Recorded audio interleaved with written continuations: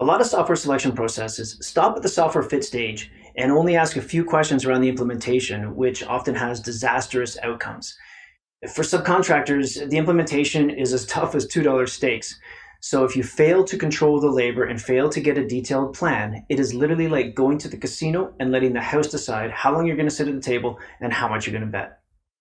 We only pursue best fit prospects, and what's important here is how we do it.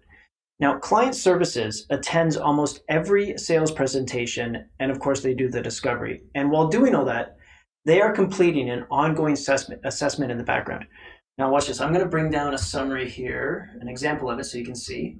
This is what we would receive from client services. We got a tier score, pros, risks, any data complications, gaps. Inevitably, we get down to the budget. In a case like this, where we have 89%, sales would proceed pursuing this prospect and they would complete the GMP agreement. By keeping operations involved, the people who are implementing the software, by keeping them involved in the decision, this prevents salespeople from chasing companies who don't fit what we do.